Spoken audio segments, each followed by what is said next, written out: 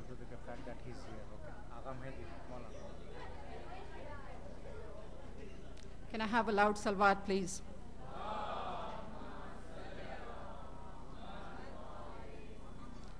At this time, if I can ask Sheikh Jalil and Agha Mehdi, if you could, Maulana, if you could just move to the podium up here. Allahumma salli ala Muhammad wa ali Muhammad.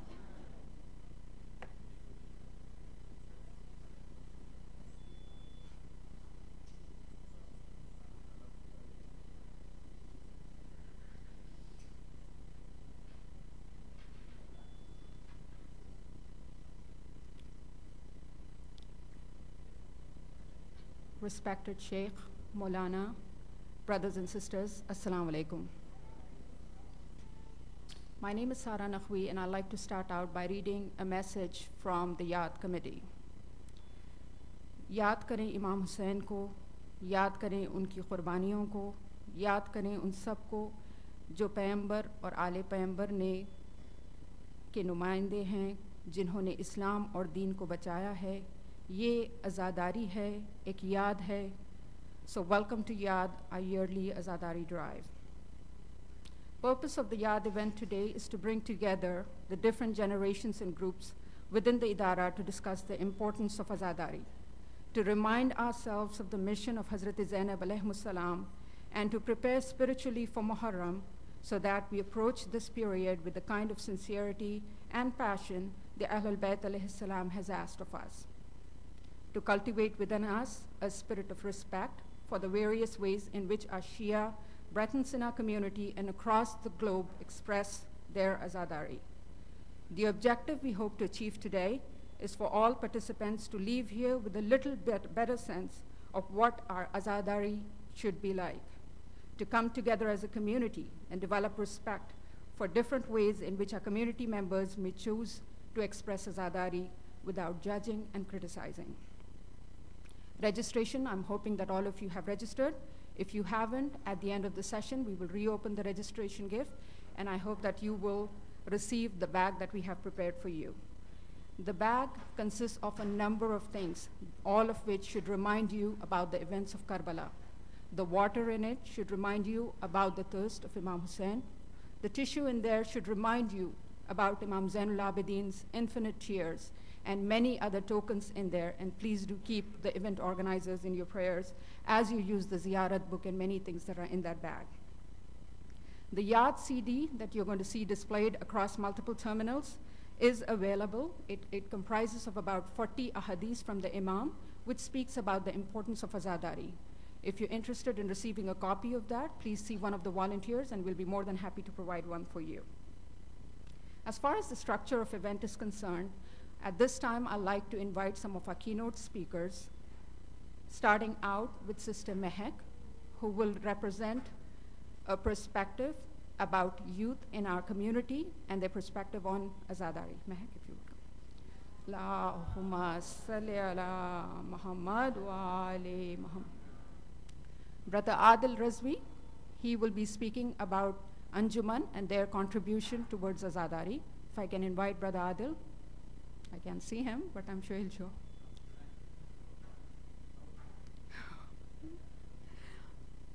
Sister Noreen will be touching on the first generation of Americans and their perspective and challenges that they face in continuing the mission of Janab Zainab alayhi salam.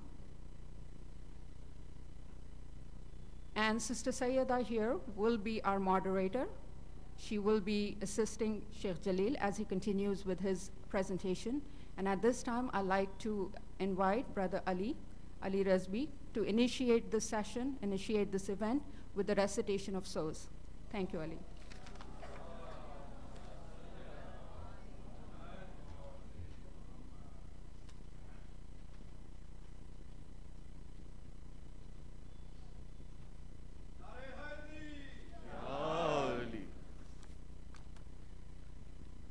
सलवात पढ़े मोहम्मद वाले मोहम्मद अल्लाहुम्मा सल्ले अला मोहम्मद वाले ज़हरा की अमानत है زہرا کی امانت ہے عزاداری شبیر، زہرا کی امانت ہے عزاداری شبیر، زینب کی عنایت ہے عزاداری شبیر، عزت ہے سعادت ہے عزاداری شبیر، نسلوں کی حفاظت ہے عزاداری شبیر، فرعون جہاں لرزا برندام ہے اس سے، فرعون جہاں لرزا برندام ہے اس سے، سب سے بڑی طاقت ہے عزاداری شبیر، محمد والے زہرا کی امانت ہے، اس فرش عزا کو نہیں ہم سب کی ضرورت، اس فرش عزا کو نہیں ہم سب کی ضرورت، ہم سب کی ضرورت ہے عزاداری شبیر، زہرا کی امانت ہے، آنا ہو جسے سر پہ کفن باندھ کر آئے، آنا ہو جسے سر پہ کفن باندھ کر آئے، میدان شہادت ہے عزاداری شبیر، زہرا کی امانت ہے، میں تو غم سرور کے لیے خلق ہوا ہوں، میں تو غم سرور کے لیے خلق ہوا ہوں، میری تو عبادت ہے عزاداری شبیر، زہرا کی امانت ہے، صلوات پڑھیں محمد وآل محمد پر۔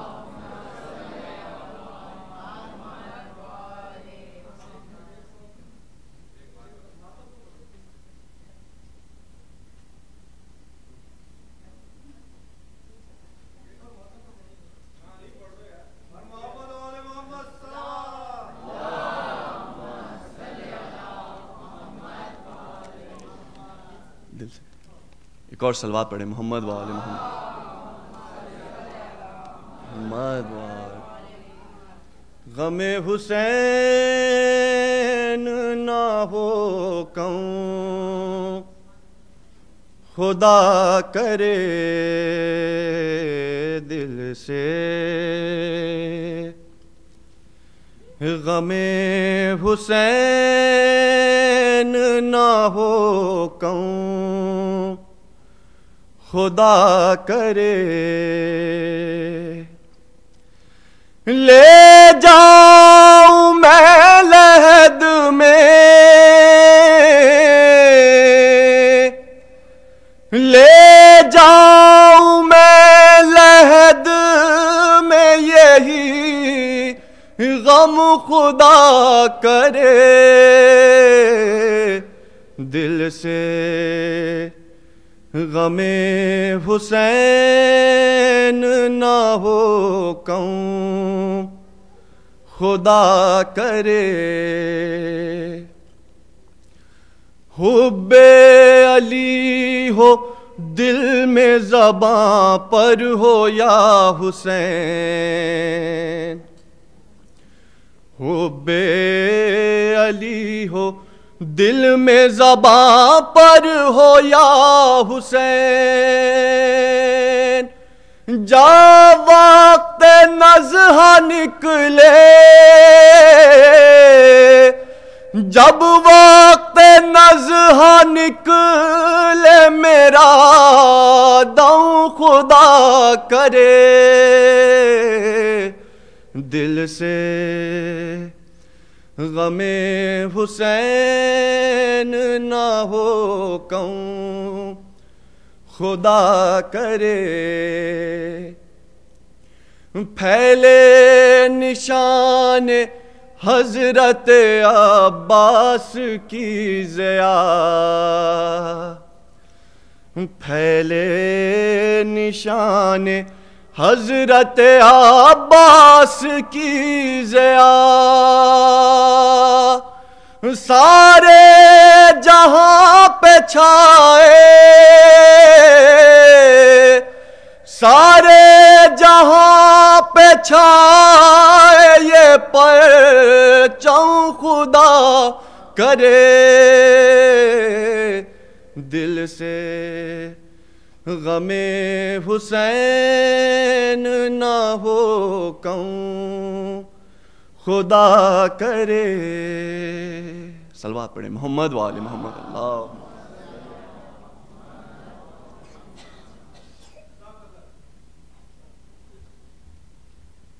Assalamu alaikum. At this time, I'm going to invite Sister Mehak Shirazi to speak a few words on the perspective of youth. As we all know, the youth are a very important part of what we do, and they're the ones who will carry our message through the generations. So Sister Mehak Shirazi will speak about a perspective she has on the issue of Azadari as a youth, as a member of the youth group who's grown up in this community. So Sister Mehak.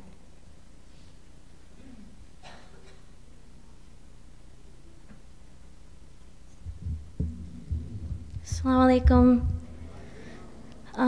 Today I was asked to speak on the role of Idara's youth plays in Azadari. I was a little hesitant to speak on this topic because I would essentially be representing several young adults in our community. But one thing I love about this community is the diversity in its people, their thoughts and their way of mourning. Everyone mourns and expresses their love for our Ahlul Bayt in their own way.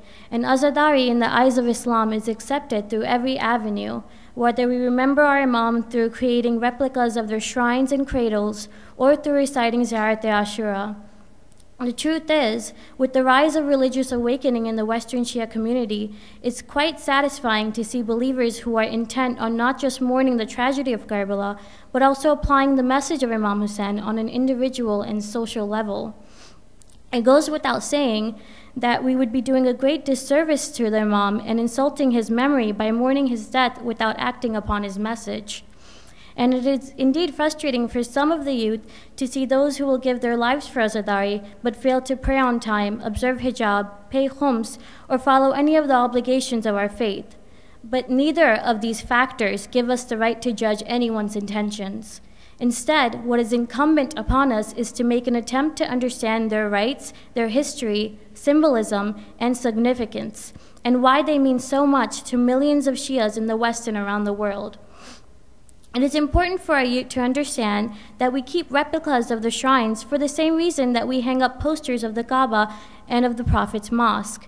It's because they remind us of the holiness associated with these locations, and being unfortunate in that we can't be there physically, the ability to at least touch and kiss these replicas provide somewhat of a spiritual relief to a soul yearning to have nearness to its masters buried in Karbala and Najaf.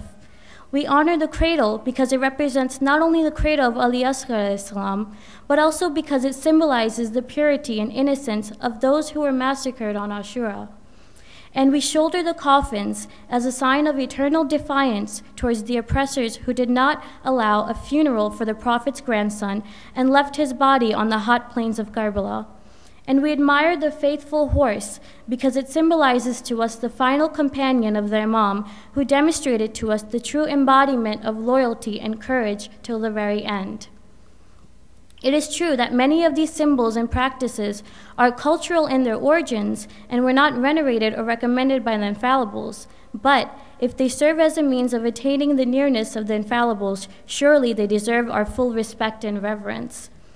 It is perhaps necessary to develop new methods of azadari to cater to the needs of reverts and second-generation immigrants in our community. And it is indeed saddening to see some of the Shias giving more importance to azadari than to implementing the message of Imam Hussein. But neither of these factors give us the right to dismiss, scorn, or belittle azadari and the rituals which have been developed over generations and which hold a very sacred spot in the hearts and minds of millions of believers. Indeed, to condemn azadari because certain people take it to extreme levels or have introduced elements of shirk into it is no different from the Wahhabis who wish to destroy our holy shrines because certain individuals exaggerate the status of the Ahlul Bayt, or the non-Muslims who condemn Islam because of the actions of a few extremists and terrorists. More than anything, I would say that azadari has taught the youth of Idara great life lessons. It has given us a deeper understanding of death. It has reinforced the idea that it's never too late to repent. Through azadari, we have learned the importance of fidelity and loyalty and patience in adversity. It has taught us the significance of Amr bil Ma'ruf, the chastity in hijab, and most importantly, azadari has taught us all of these lessons lead to the pleasure of Allah, which is undeniably our ultimate goal in this world and the next. Thank you. Assalamu alaikum.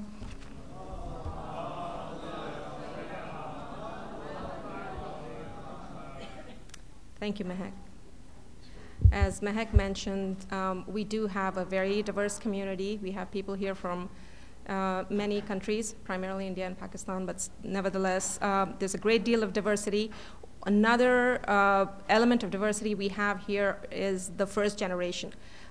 Most of the community members have come from India and Pakistan. They have brought their traditions, their beliefs, their thoughts that are firmly embedded in their iman. And then we have the first generation growing up here, and we thought it would be very important to hear from them as well as to how they see azadari. So that message will be communicated by Sister Noreen Zaidi, so I would like to invite her at this time.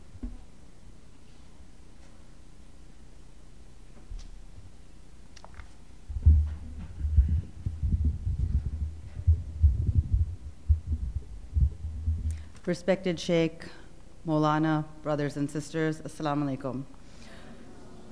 I was asked to discuss how azadari has shaped my life being born and raised in this community, as well as now raising my own children in this community.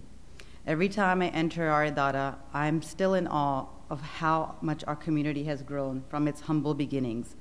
Being the granddaughter of one of the founding members of our community, Marhum Waid Ali Saab, I have seen and heard firsthand how far our community has come in commemorating not only Muharram, but other Islamic occasions. I remember hearing stories of how a few families would gather in each other's homes and listen to majlises on cassette tapes. The passion our community showed back then was just as intense as it is today. As more and more families settled into the area, it became clear that a larger space would be necessary. We then began having our majlises in rented spaces, from churches to other masjids. It wasn't an easy task, as halls needed to be booked well in advance of Muharram, and each all had a very strict time policy. The liability felt on the shoulders of our members to ensure that we left the place in a neat and orderly way. Despite all of these obstacles, each member was so dedicated in serving our community because they knew if their children and future generations didn't have a place to call their own, they wouldn't know how to carry on the Azadari tradition. Some of my fondest memories of Muharram took place in a church near a toy store. And as a young child, I wasn't perfect, I tried to avoid sitting in the majlises as they were in Urdu, and I, like many other kids, was given the look by my mother to come and sit down. And I know parents, especially moms, know the look that they give their children when they need to sit in a majlis. My mom told me to respect the alim and listen. Even if I didn't understand the whole majlis, I would learn something. My parents made a routine during the car ride home to discuss the majlis and encourage my siblings and I to ask questions. I think this was the biggest factor for me to understand the essence of Azadari. As a community, we should really understand how lucky we are to have a idara. We're here today due to the tireless efforts of so many individuals. It took years of planning, fundraising, and organizing to build our center, and we collectively need to appreciate it as a gift. We are free to have majlises in Matam without any restrictions. We don't have to clear the hall at a certain time, and we can come and go as we please. Unfortunately, there are many people around the world who don't have this opportunity and are targeted during Muharram. Regardless of the potential danger, the tradition of Azadari will never be stopped anywhere because its essence is to carry on the mission of Imam Hussain alayhi salam.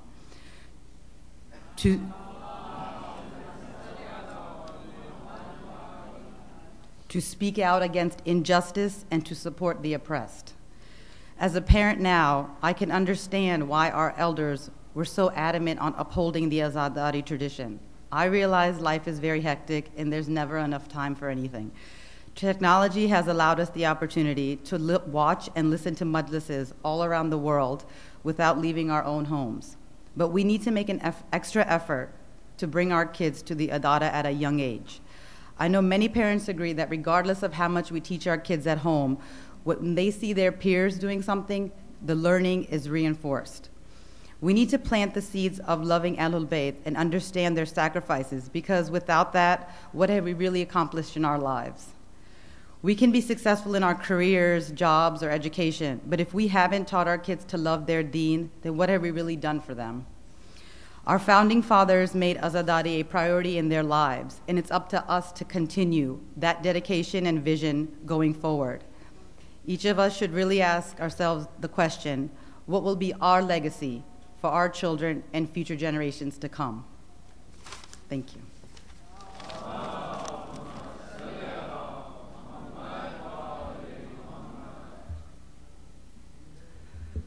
That was very touching, Sister Noreen, thank you. The contributions of the Anjuman are well known, well recognized.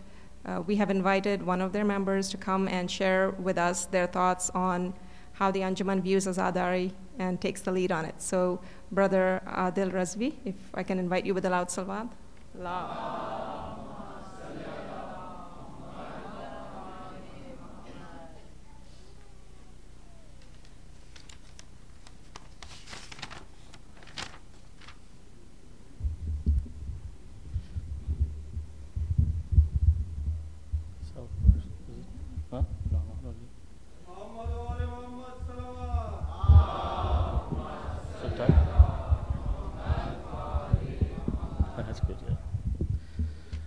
Brothers and sisters, Assalamu alaikum.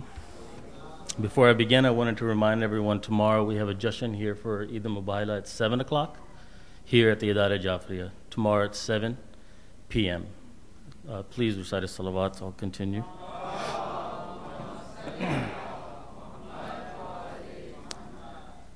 I was given a topic to speak, and with your permission, I'm going to deviate just a little bit. And those that know me, that shouldn't be a shock. But it's important that we get the message. This is the inaugural Azadari Drive, and inshallah we'll have it for years to come. You take what we have here today and you spread it. In my life experience, I've seen the basic reason why we don't realize the importance of Azadari, zikr, or remembrance, is basically a lack of knowledge. We don't know about it. And that's on both sides of the spectrum. Those that are proactively participating in Azadari, and those that don't. Both sides you'll find people that don't really know the importance at the basic foundation level. I'm guilty of it. There are many people here guilty of it. That's apparent. We need to learn what is the importance of Azadari, not on a cultural level, because it's not culture. It is founded in our religion. What does our religion say about Azadari? It's very, very important that we gain that knowledge. The knowledge that we need to seek is basically the history of Azadari. Now, it's not my job, my role here with the respected guests that we have to define the history of Azadari, the sayings and hadiths of the Imams and the Prophet that are there, scores of them. But they are there. They're not just rooted in our culture. Some poet said so, or one of our kids said so. They're rooted. There are mentions in tafsir in the Bible. There are mentions in tafsir of the Quran that relate to these practices. This is a fundamental practice in our religion.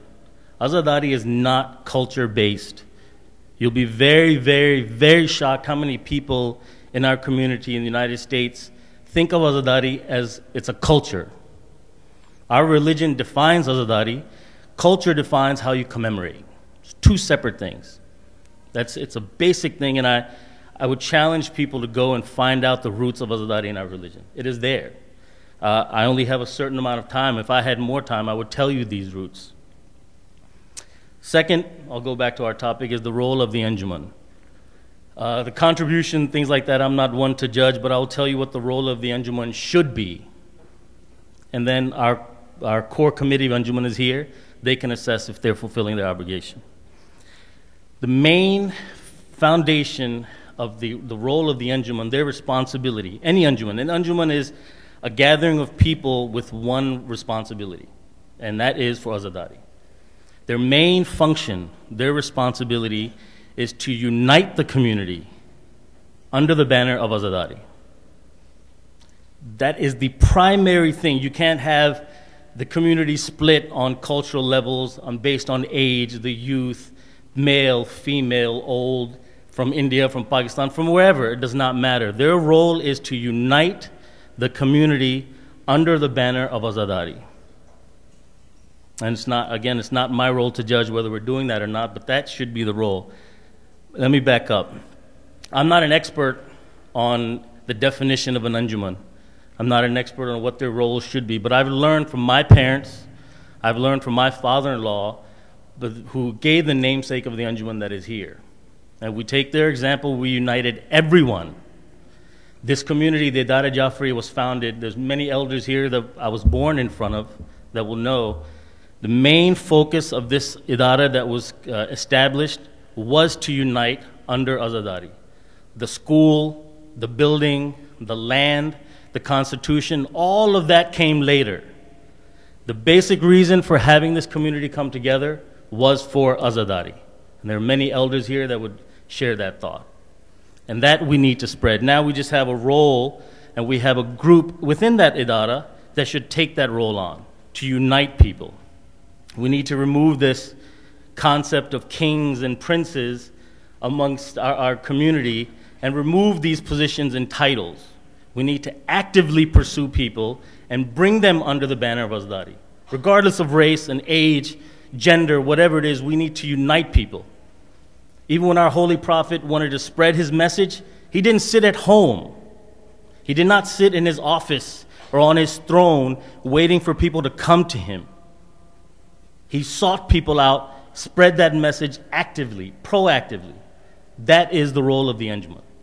Beyond that, after that, when you see it yourself, as you are fulfilling your role, everything else comes naturally.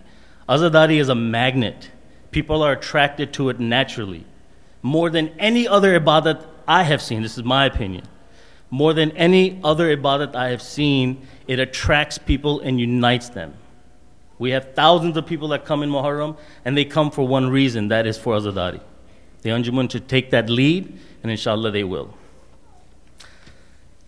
The last thing I want to speak about, I promised my sister I wouldn't be controversial, but I don't call it controversy, I call it philosophy, and then I'll leave you be. The people that know me, controversy and we kind of go together. Anyway, see where I should start. Everyone knows, or should know, the Usuluddin carries 5 principles. Tawheed, Adl, Nabuwat, Imamat, Qiyamat. 5.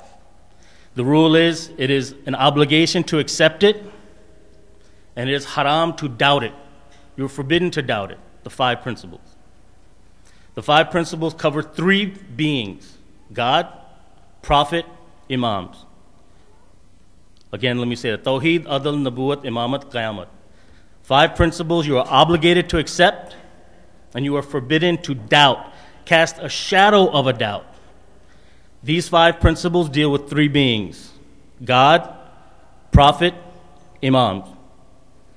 Azadari deals with the same principles, deals with God, deals with the prophets, and deals with the Imam. To show you how important it is, I'll go as far, and this is my philosophy. I've discussed it with many ulama, and they've all agreed. I've never been told to retract it. The same principles that is obligated to accept the Usul-e-Din because they deal with the same 3 beings, you are also obligated to accept the same 3 in Azadari. You're obligated to accept it, haram to even doubt it. Maybe an extreme, think about it. At some point you'll come to agree. Inshallah, the request that I make to the community, and this is a heartfelt request, age, youth group, the Usuli people, whatever group you are, introduce Azadari in your life. It's a very, very important ibadat. My brother Anwar Rizvi went to Hajj, and he told me that when he went to Hajj and after they did their obligation prayers, the people that were not followers of the Ahlul Bayt went back and went to sleep, where the people that followed the Ahlul Bayt went back and they did their majalis, whether they were stopped or not, whatever extreme they did, but they did it. And I remember vividly, he told me, is those people that went to sleep, if their prayers are not accepted, they have one more rung to get them to heaven. One more. And that's Azadari. We have 2. We have our obligation prayers, then we have Azadari, which in my opinion is an obligation. We have 2 layers to get us to heaven. Introduce Azadari into your lives. That is, I insist that to the parents, I insist it to the youth. Introduce it into your homes. It is a very, very important, obligated ritual. It's a prayer. It's a gift. If we don't take advantage of it, we are really lacking. Assalamu alaikum wa rahmatullahi wa barakatuh.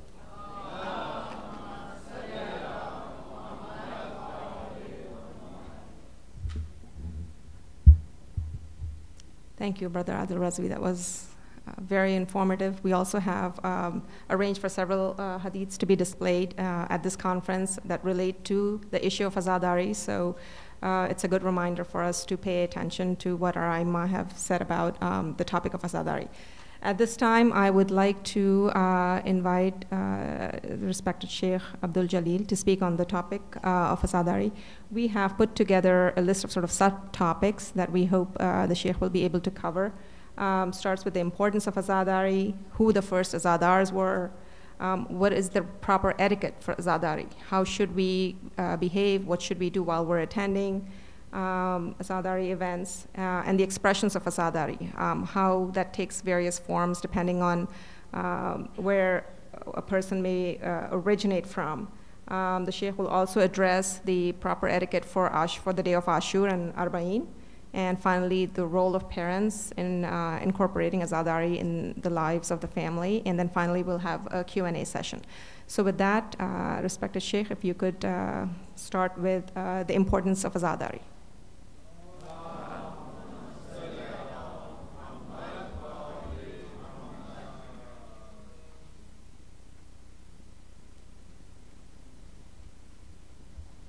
بسم الله الرحمن الرحيم الحمد لله رب العالمين والصلاة والسلام على أشرف الأنبياء والمرسلين سيدي وحبيبي ونور قلبي وثمرة فؤادي طب القلوب ودوائها وعافية الأبدان وشفائها ونور الأبصار وضيائها أبي القاسم محمد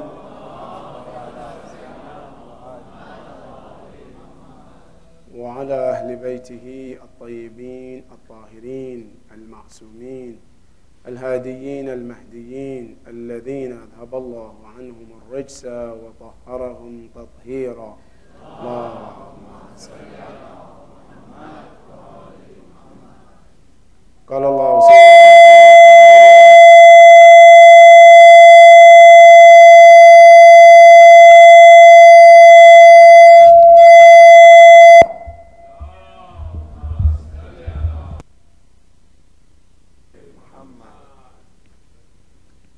قال الله سبحانه وتعالى في محكم تنزيله: أعوذ بالله من الشيطان الرجيم، بسم الله الرحمن الرحيم.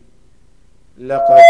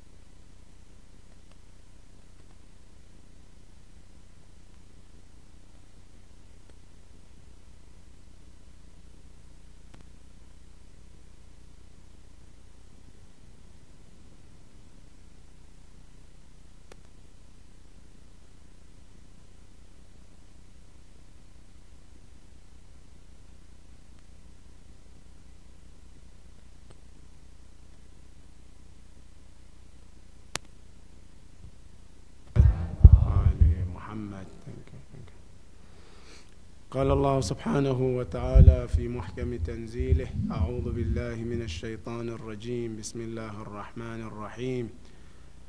لقد كان لكم في رسول الله أسوة حسنة لمن كان يرجو الله واليوم الآخر وذكر الله كثيرا. صدق الله العلي العظيم.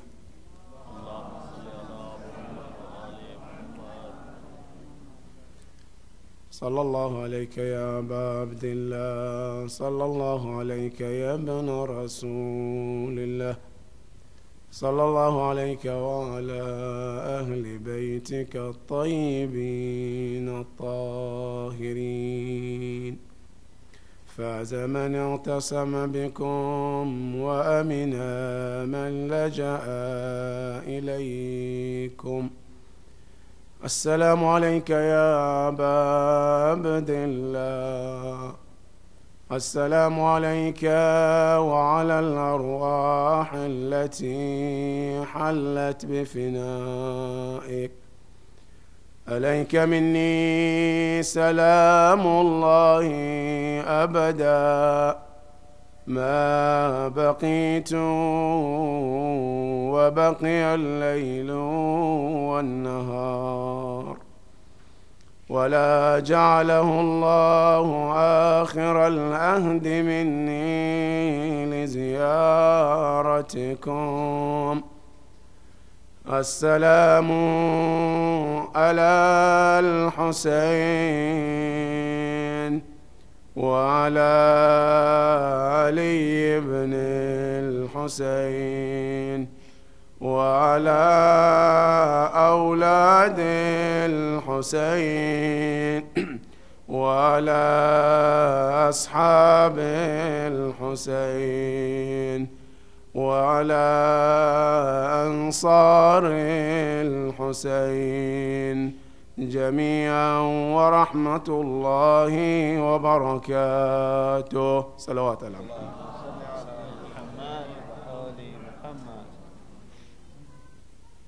Dear brothers and sisters, Assalamu alaikum wa rahmatullahi ta'ala wa barakatuh.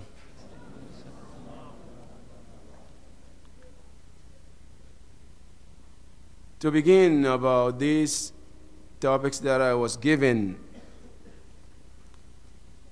I would like to start from the ayah of the Quran that I just mentioned.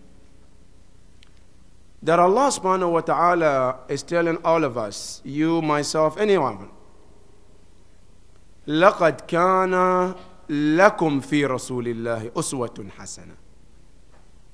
That indeed Allah subhanahu wa ta'ala has made the Holy Prophet to be a role model. That everything that the Prophet does is an example for us to follow in our lives. Every single thing that he does And the Prophet ﷺ, I can summarize everything that he does in 2 things. You and I, everything that we do is 5 things. But the Prophet only does 2. But let me start with you and I first. You and I, everything that you do in this world, it cannot exceed 5 things. And if you can get more than 5 in Islam, then let me know. But I know there is none. Things that you do in Islam, number 1, either they are titled as wajib, like salat, like hajj, like zakat. That is 1. Number 2, things that you do is either known as mustahab. Like for example, namaz shab. For example, visiting a brother. For example, visiting a sick person. It's mustahab. That's number 2. Number 3, either whatever you do is haram. Backbiting, stealing, cheating. It's haram. And we do sometimes it happens. That is number 3. Number 4 is makruh. Meaning preferable not to do. That is number 4. Number 5 is called mubah. Meaning neutral. There is no reward, there is no punishment for it.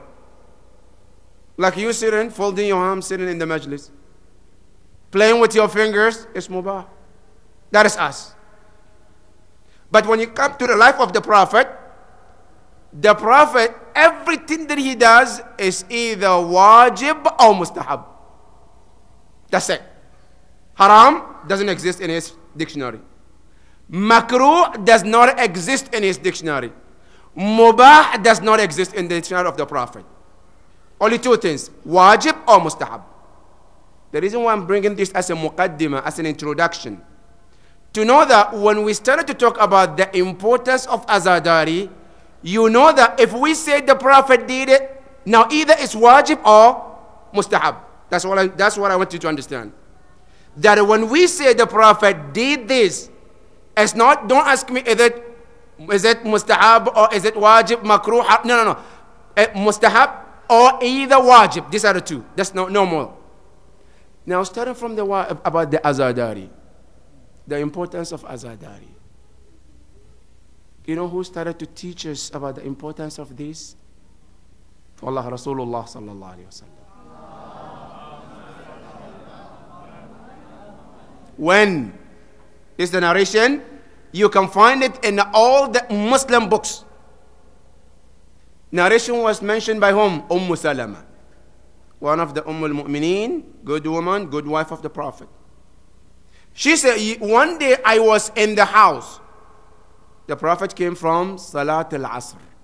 He finished Salat, then he came. When he came, he said to Salama, I want to rest. Please don't allow anybody to interrupt. The Prophet went in as she was sitting outside the house. Few minutes later, she said, I heard a cry. The Prophet was crying. Khair, inshallah. She said, I ran into the house, into the room. I saw Imam Hussein was sitting next to the Prophet. She said, I thought the Prophet was angry because Imam Hussein entered without permission, because he told me, don't let anybody in. That's what I thought. Then she started to apologize to the Holy Prophet. The Prophet said, Ya Salama, that is not the case. What you think? That is not what I'm crying for. What is it, Ya Rasulullah? The Prophet said, Ya Salama, Al-an ja'ani Jabra'il. Few minutes ago, Jabra'il came to me. Khair, did he bring something new? What is it? He said to me, Ya Rasulullah, this son of yours, which is Imam Hussein alayhi salam, will be killed in a land called Karbala. And here is some part of that sand of Karbala. I want you to keep with you. But Ya Rasulullah, you are not going to live longer to see that day. However, I want you to give these to somebody you trust to keep it. And inshallah, the day that this sand turns into a thick blood, there is indication that Hussein is killed. That they start to mourn, Ya Rasulullah. The Prophet ﷺ gave to Salama. He was crying. Salama was crying. And Hussein was crying too. That was, the narration was mentioned. Salama said, I took it and I put it in a place nobody could get it. Until that day, when the day of Ashura came, I went and looked at it, and that sand turned to thick blood. That is where the Azadari started, huh? Rasulullah. So now don't ask me, is it wajib or mustahab? Now I already explained to you. Now you know either it's wajib or mustahab. Now this is the first part. Number two, because remember, everything the Prophet does is mustahab or wajib. Good. Now put this one side. Number two, the next about the importance of Azadari was found from our third Imam, a fourth Imam, Imam Zayn al-Abidin salawatullahi wa salam. Imam Zayn al-Abidin salawatullahi wa salamu alayhi was known as one of those who promote Azadari as well. And you know what he used to do? And I wish we follow the step of Imam. Wallah, because his action is mustahab to us too. What Imam used to do is that every year, we just finished Hajj, he goes to Hajj. What does he do? He buys all the slaves and then takes them with him. Where? Home. What do you think he's going to do? He's going to make them slave? No. He had a school for them. From that month of Dhul Hajj, he will start teaching them Dhul Hajj, Muharram, Safar, Rabiul Awwal, until next year's Dhul Hajj. And what does he teach them? All about Imam Hussein to be the speakers, the voice of Imam Hussein alayhi salam throughout the world. Then until the next year Hajj, he takes them with him. To where? To Hajj. On the mountain of Arafah, then he tells all those slaves, he said to them, ask Allah to forgive Zayn al-Abidin. Allahu Akbar. Imam Zayn al-Abidin, he's asking slaves to ask Allah to forgive him? Yes. And then after all this Hajj, then he tells all of them, he said, from today, you're free to go. But you owe me one thing. What is it? Money? No. What should we do for you? He said, you owe me to go around the world and spread the voice of Imam Hussein alayhi salam. And tell people how Imam Hussein was killed and how Imam Hussein is madloom. Allahu Akbar. Spending his money on slaves, teaching them, and all he asked them is to do what? To go and make sure that Azadari is performed around the world. And that is how Azadari was spreaded around the world. Some of the slaves, he brought them from Africa. And he sent them to Africa to represent the voice of Imam Hussein in Africa. Some of them, he brought them from Europe and he sent them there to make sure that they are the voice of Imam Hussein alayhi salam. In Sham, every corner of the world. And that is what the importance of Azada. This is what he asked others to do. Now ask him, what does he do? Now I'll just tell you what he asked others to do. Now what does he do?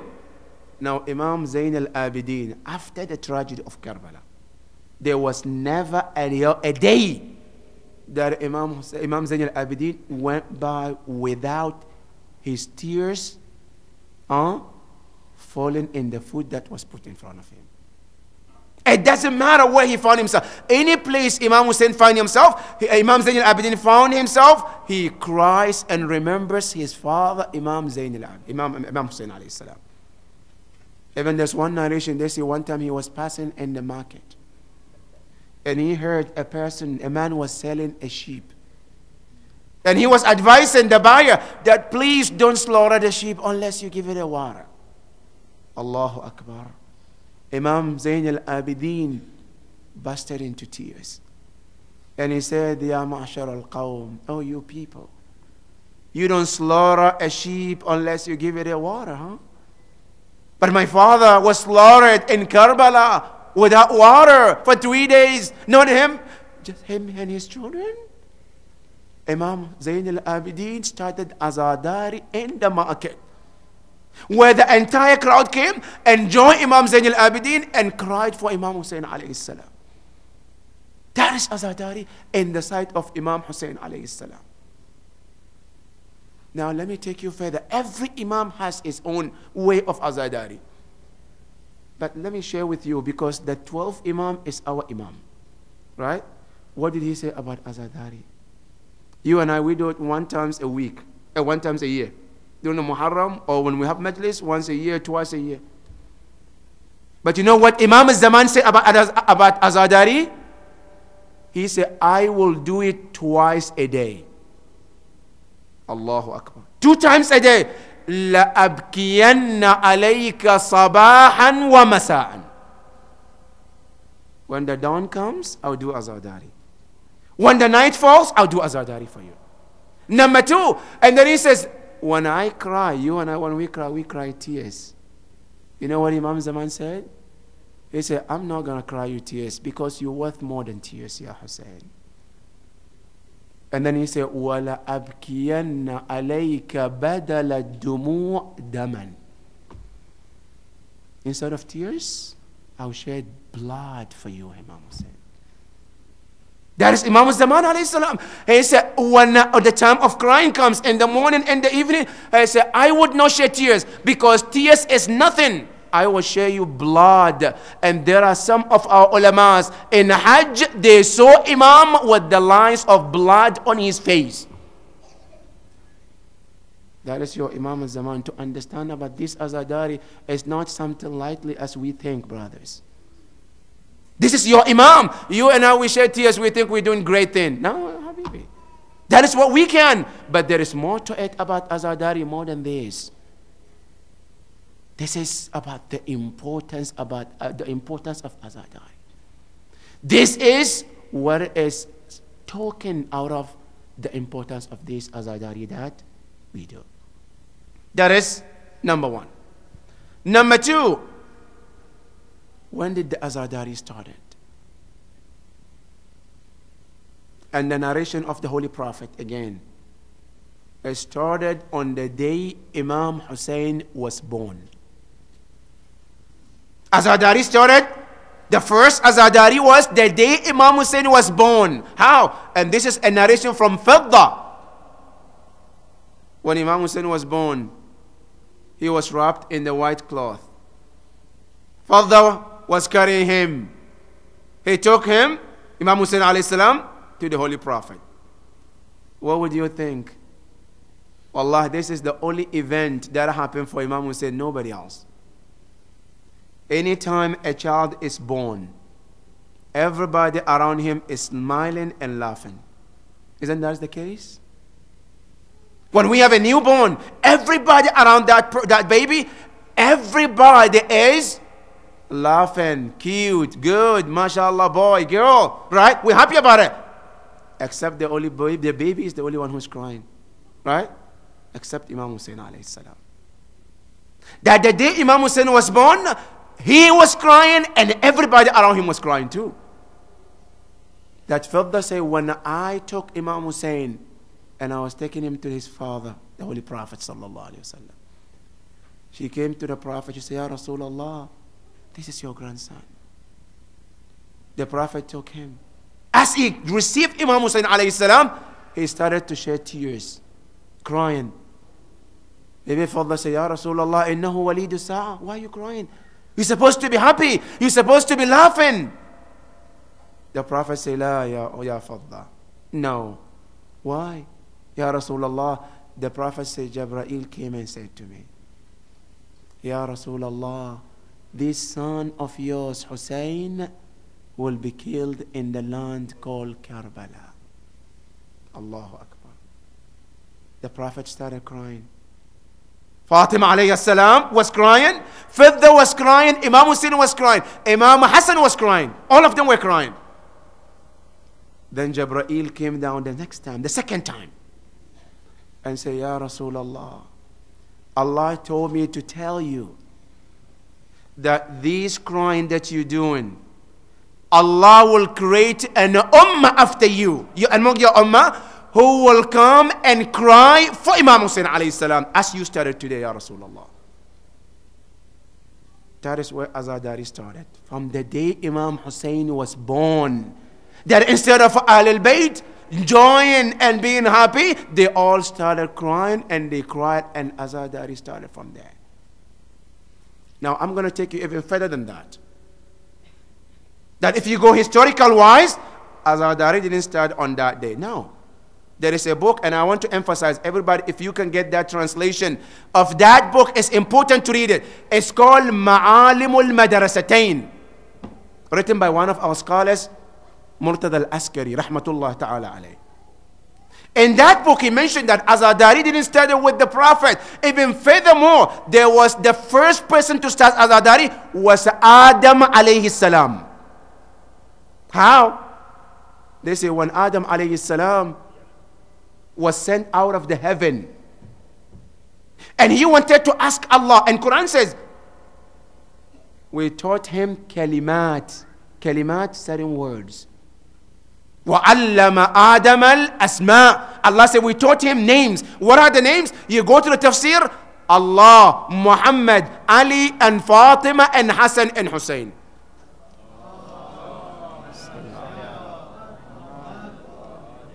He learned those names. Then after he was sent out of the heaven, he started to ask Allah's forgiveness. How did he do it? The narration says he said, we read this dua in our salat. This from Adam alayhi salam. Ya Alin bihaqqi Ali. Ya Hamidu bihaqqi Muhammad. Wa ya Alin bihaqqi Ali. ويا فاطر بحق فاطمة ويا محسن بحق الحسن ويا قديم الإحسان بحق الحسين. These dua from Adam alayhi salam. Then he asked Allah to forgive him because of those names. Allah forgave him. But that's not the end of the story. Then Adam said, Ya Allah, I have a question for you. What is the question, Ya Adam? Why is it that when I say Muhammad, I say Ali, I said Hassan, I said Fatima, I feel something. But when I say Hussein, I feel sorrow in my heart. I feel sadness in my heart. What is it about it? Then Allah subhanahu wa ta'ala say, Ya Adam, this Hussein is the grandson of one of my messengers, the last messenger. His son is called Hussein. He will be killed in a land called Karbala. Allahu Akbar. Adam was feeling sorrow and sadness in his heart whenever he mentioned Hussein. Yes. Now you hear the Prophet also comes to confirm that. What does the Prophet say? He said, Inna liwaladi al-Hussein lahararatun fi qulub al-mu'minin. That my son Imam Hussein, he has a heat in the heart of mu'mineen. Wallah, if you're mu'min, you try this, brothers and sisters. When you call Ya Hussein, Ya, 3 times you feel something in your heart. It's impossible to call Imam Hussein for 3 times and never feel something in your heart. If it doesn't happen, then something wrong with your heart. Because that's the saying of the messenger of the Prophet. That is where the Prophet Adam alayhi salam asked Allah, and Allah told him the story of the tragedy of Karbala. That is number 1. Number 2, another hadith in the same book, Ma'alim al-Madrasatain, from Murtada al-Askari. He said, Ibrahim al-Khalil alayhi salam, he said one time he was riding his horse until he get to a place, his horse tripped and he fell. When he fell, he had a cut on his forehead. And he asked Allah, Ya Allah, what is happening? Did I do something wrong? Allah subhanahu wa ta'ala said, Ya Ibrahim, you didn't do anything wrong. But you have reached in a land where it's called Karbala. Where is Karbala, Ya Rasul? He was asking Allah, what is Karbala? Allah spoke to Ibrahim, Ya Ibrahim, it's a land where the grandson of the Prophet will be killed. And I want you to learn from him. Now listen carefully, brothers.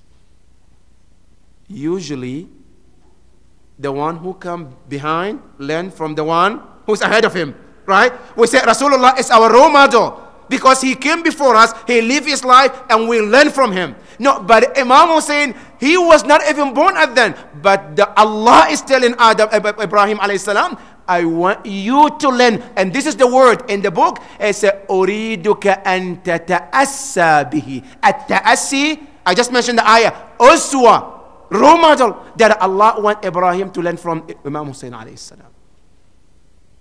Then Ibrahim asked Allah, Ya Allah, is there any way I can be part of his group?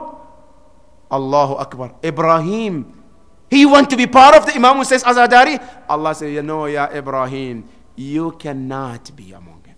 Why? I said, because it will happen after you. Ya. That is in Ma'alim al-Madrasatain. This is Imam Nabi Allah Ibrahim al-Khalil. That is number 2. Number 3, you come to Yahya alayhi salam. The same thing. Zakaria. Every prophet that you can think of, they all mention the Azadari of Imam Hussein alayhi salam. So when we say about Azad, the first one, the one started, if you want to go historical wise, it was Adam alayhi salam. As he was the father of us, he was the father of Azadari as well. That is number 2. Number 3, about the ethics of Azadari. Here, I just wanted to mention, brothers and sisters, Wallah, Azadari of Imam Hussein is not the way we think. Wallah, it's more than what we think. What is it? Let me put it on one word. If I want to call Azadari, I call it ibadah. Worship of Allah subhanahu wa ta'ala. Why? Now listen from the Quranic point of view. In Islam, there are many things we do. It's just a symbol, right? Now, when you go to Hajj, when you go between Safa and Marwa, what is it other than symbol? You go and you stand on the mountain of Arafah. It's nothing other than symbol. And Allah told you and I in the Quran, وَمَنْ يُعَظِّمْ شَعَائِرَ اللَّهِ فَإِنَّهَا مِنْ تَقْوَى الْقُلُوبِ. Allah said, those symbols that you go behind Safa and Marwa, you stand on the mountain, you pray behind the Maqam Ibrahim, which you didn't do it, you didn't start. Is one prophet just did it and you follow it. Allah said, it increase your taqwa because you follow that role model. Ibrahim, all he did was to stand those places. You go and do the same thing he did. Allah said, it increases your taqwa. It gives you taqwa in your heart. Now the Prophet sat down and did Azadari. If you follow that step of the Prophet to do Azadari, you know what that means? That means you are earning taqwa Allah subhanahu wa ta'ala. That is one of the messages. For that matter, when you want to go to Azadari, there are certain ethics we have to follow, brothers and sisters. Number 1, clothing. When I want to go to Azadar, I have to make sure that I properly dressed. Wallah, there is a book one of our scholars wrote about just the dress of Azadari. Just the dress. And the best dress that is highly recommended from Ahlul Bayt is to wear black. Completely black is what is recommended. Good. Now, when I go to wear those clothes, how type of clothes should it be? Should it be a clothes that is too tight? Or should it be a clothes that is too loose? No, it should be a clothes that is not revealing and is also a decent cloth. That is one regarding the cloth. Now, before I even go there, brothers, see, in Majalis of Imam Hussein, for those who speak, there is something called adab. Those who listen, they have their adab. Now let me just share you two about adab of a speaker. Number 1, they said, a speaker, before you sit on the minbar, to talk about Imam Hussein, don't sit without wudu. Allahu Akbar. Wudu? Yes. When you sit on that member, you want to talk about Imam, they say you have to be in the state of wudu. The same way before you touch Quran, you have to be in the state of wudu. Because Ahlul Bayt, they are also the other half of the Quran. The way you cannot touch the Quran without wudu, don't talk or say about them on the member without wudu. That is one of the adab. Number two, they say before you sit on that member, make sure that you have turba of Imam Hussein in your pocket. What is it for? Seeking a help and blessing from these turba of Imam Hussein alayhi salam. Number three, they say at least have a Quran in your pocket. Because you're talking about Ahlul Bayt, one part of the Quran, you should have another part of Quran in your pocket as well. Didn't the Prophet says, Inni tarikum fikum al-thiqlain, two of them. Now one of them should be in your pocket, the other one you are talking about it, so you have both of them together. That is number two. Number three, they say before you even sit on the member, make sure that you read Surah Yasin, asking Allah to help you to convey the message properly. That is how important the message itself. You cannot just sit on the member and start saying, I said, no. You have to ask Allah subhanahu wa ta'ala to help you to make sure that whatever you say is accurate and correct. Whatever you say, it pleases Allah subhanahu wa ta'ala as well. That is some of the adab for somebody who is speaking about Ahlul Bayt. Now, somebody who listen, now I come there. The first thing is I have to make sure that I dress decent. Number two, they say when you are coming, also be on the state of tahara, wudu. Number three, as you walk into the haram or to the masjid, to any place that you go for azadari, they say walk with tama'nina. Like you walk into the masjid. When you walk into the masjid, they say walk in calm and thinking, and preferable your head is down as you come in to the place of azadari. Number four, as you get to the place, they say enter with the right foot, the same way you enter in the masjid. One of the adabs. Now you enter the place. If there are places that they have a place where the names of imams are displayed, they say go and pay a respect to those names. Now you pay the respect. They say then you go and you sit. How do I say it? Unfortunately today, some of our majalis that we sit is unethical. You sit somewhere in the majalis, our foot is stretched. We sit in the majlis, MashaAllah, it's like we're sitting in our homes. That is against the teachings. That's disrespect for Imam Hussein alayhi salam. When you sit in the majlis, one have to sit respectful. That is number three. Number four, when you sit, one should not give his attention to anything else. Wallahi, even if I'm sitting in the place where the language is something that I don't understand, wallahi, pay attention and you will live there with some benefit. It's impossible to sit in the majlis of Imam Hussein and go empty-handed. That is impossible. Nobody ever came to Imam for Ahlul Bayt and left empty-handed, whether they are alive or not alive. You read Surah Al-Dahr, Allah subhanahu wa ta'ala talks about them. When the 3 days, one day a person came, a poor person, a needy, and also prisoner, did they left them with empty-handed? Wallah, that is not the ethics of Ahlul Bayt alayhim as-salam. If you come to them and you knock the door, definitely you're going with something. That is one of their commitment to Allah subhanahu wa ta'ala. So when we sit, we have to sit in the form of respect. That is one of the ethics. When we sit there also, we should make sure that that place we are not talking about ghiba, backbiting. Because it's haram, it's a holy place. It shouldn't be a place that we come and we have our phone, we're playing games. Unfortunately, there is time for games. This is the time of ibadah. Games should not be involved at that time. Number 5, also when you sit in that place of azadari, one have to make sure that their concentration as well on Imam alayhi salam. Learn something, take something home. Unfortunately, some of them, we go to azadari, Muharram comes and goes, it's like the whole circle. We sit down, we go home, we here come, we go, we sit down. No, it has, in Arabic they call majalis madaris. Majalis is a school that when you go there every day, you have to learn something. You have to promote yourself. It's not like I go, oh, mashallah, he's a wonderful speaker. Mashallah, he's funny, he's good. He's the... at the end of it, what did you get?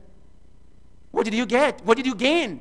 Because this majalis, listen from the Quran, brothers and sisters. Allah subhanahu wa ta'ala said in the Quran, لَقَدْ كَانَ فِي قَصَصِهِمْ عِبْرَةٌ.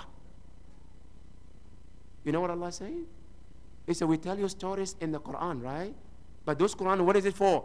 To say, mashallah, this is a beautiful story, it's a funny story, and that's it? Allah said, no. Allah said, we tell you those stories so you can learn and take a lesson from it. If somebody made mistake in the past, don't repeat them. If somebody was able to be successful, learn and be like him. This is what the majalis of Imam Hussein should be. That when I come there every single day, please carry paper and pen. Learn something. Go home with something that at least you have learned from the majlis of Imam Hussein. This is one of the adab of Imam Hussein majalis. Moreover, brothers and sisters, when I come to the majlis of Imam Hussein, I see something wrong, trash, something. One have to make sure that it's clean. Sometimes we say, no, the cleaner will come and do it. No, it's not my job. No, it's your job. You see something in the member or in the place where Imam Hussein or Ahlul Bayt is mentioned, one have to make sure that it's clean and pure. And let me tell you, the brothers and sisters, Wallahi al-Azim, it's a great honor for any one of us if you are able to come here or any place where you clean one day before the people who do Azadari to come in. Wallahi alladhi la ilaha. Let me show you one ayah from the Quran. I'm not just telling you this just to listen. I'm just telling you so you think about it. See in the Quran, in Surah Saba, Allah subhanahu wa ta'ala talks about Sulaiman. What does he say? Allah said we gave him a bunch of people and jinn, right? They were serving Sulaiman alayhi salam. وَمِنَ الشَّيَاطِينَ مَنْ يَغُوصُونَ لَهُ وَيَعْمَلُونَ لَهُ عَمَلًا دُونَ ذَلِكَ. Some of them, he sent them to the ocean. They find gold, diamond, and everything. Now listen to Allah. What did he say at the end? He said, وَكُنَّا لَهُمْ حَافِظِينَ. Allahu Akbar. Because they are serving our servant Sulaiman, Allah said, we were their protectors. Can you imagine about this? Sulaiman. Not that they're serving Allah. No, they're serving Sulaiman. Allah said, because they're serving Sulaiman, we were protecting them. We making sure that they're safe. Now, if this is Sulaiman and Hussein is better than Sulaiman, you know that, right? Now, if this is Sulaiman, Allah said, anybody who's serving Sulaiman, we're protecting them. Now, what about you who is serving Imam Hussein alayhi salam? Wallahi, if you take initiative to do something for the cause of Ahlul Bayt, trust me, Allah subhanahu wa ta'ala will take care of you. That is one of the adab. So when I get to the majlis, I found something, a trash, or pick it up, make sure that it's clean. If I can come early, arrange the place. Wallah, it's a lot of thawab, brothers. It doesn't matter. Don't think that I have to do it in Karbala or in Najaf before I get the thawab. Even here you can get that thawab. One of the adab in the majlis, one should not be talking when the majlis is still going on. Unfortunately, sometimes that's what we do. Majlis is going on, but I'm talking. Somebody is talking, majlis is going. No, I'm trying to tell somebody what to do, what we did yesterday, what I eat, what I'm eating, what will I do. That is against the teaching of majlis. If you want to talk, you have to leave that side. Because there's two things. If you don't want to listen, don't interrupt those who want to listen. If I don't want to listen, that's me. But please don't be an obstacle for those who want to listen. That is one of the very important things. So when we are in the majlis, please make sure that if you don't listen, don't let others to also not pay attention. That is one of the adab. Another adab also, when you sit in the majlis, sometimes you see, mashallah, we're cracking our fingers. It's like, mashallah, we're trying to see how much our fingers are stronger. That is against the teachings of the majalis. When we sit in the majlis, one have to constantly take his attention to the majlis. And that's it. Until the majlis is done, one should not do anything else. That is one of the adab of the majlis. Number 4, expression of azadari. There are different ways that people express their sorrow to Imams or Imam Hussein alayhi salam. Some people, they express their azadari through crying. And here I would like to express about crying. Because some people, we think crying is for sisters. And not crying is for brothers. Sometimes when a man is crying, they say, why are you crying? Why are you acting like a girl? Why are you acting like a woman? Because guess what? Allah, you're wrong. Crying is the act of the most strongest being on this planet. Who is? Imam Ali, the prophets, and the Imams.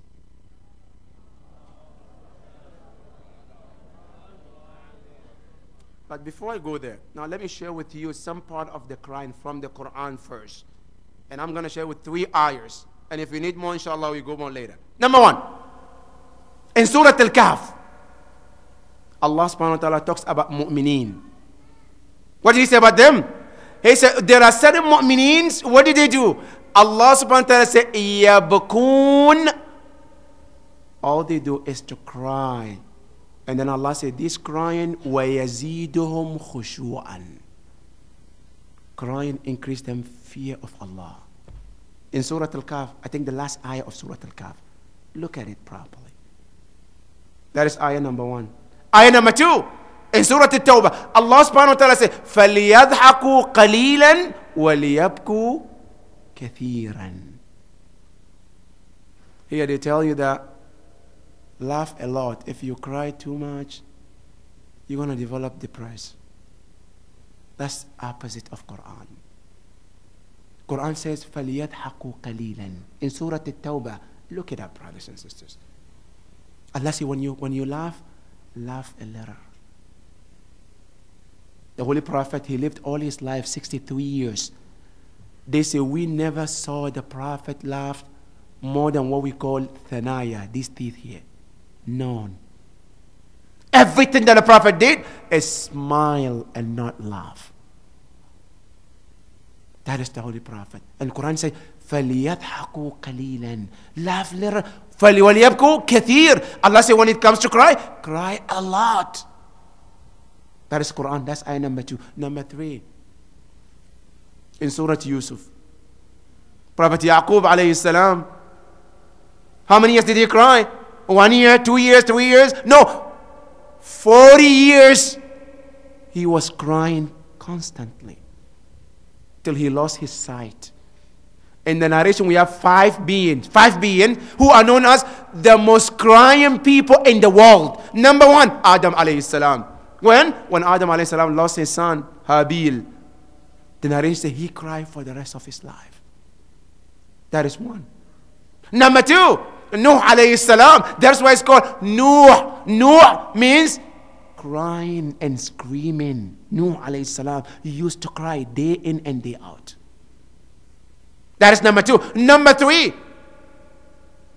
they say our dear Prophet Rasulullah sallallahu alaihi wasallam.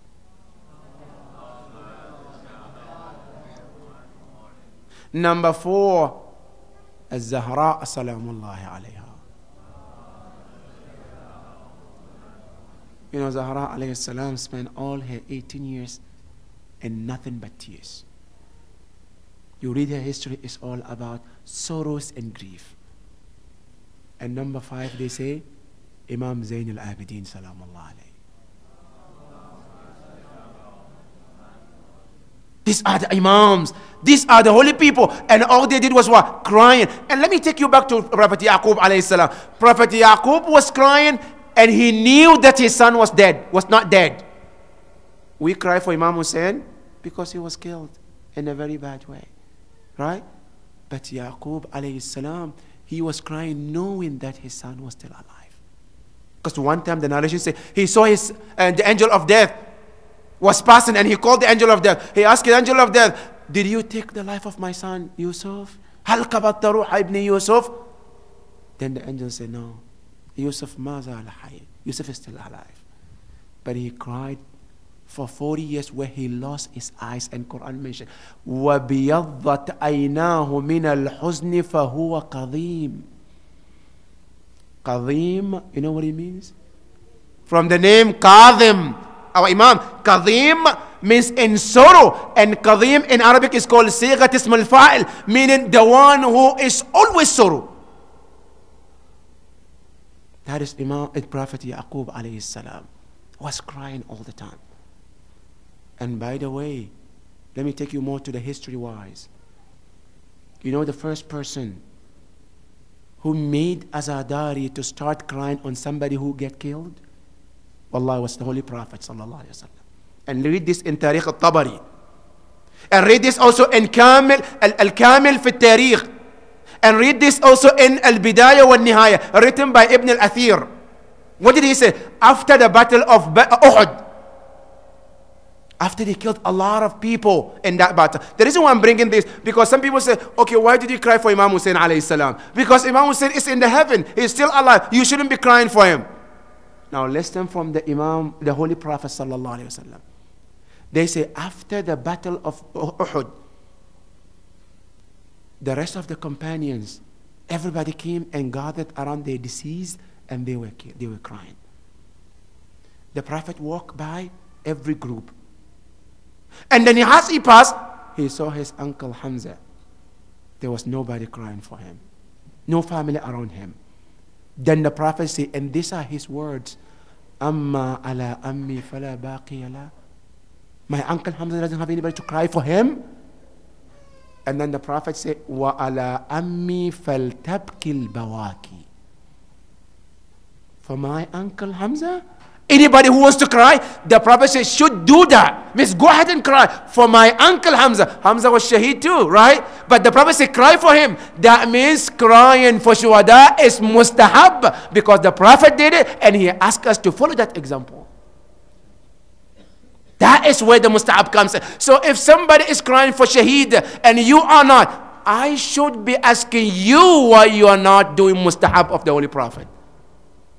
Not you asking me, why am I crying for shaheed? No, I should be asking you, because the Prophet stated in all the history that he cried for Hamza alayhi salam and asked the companions to cry for all those shuhada of Uhud.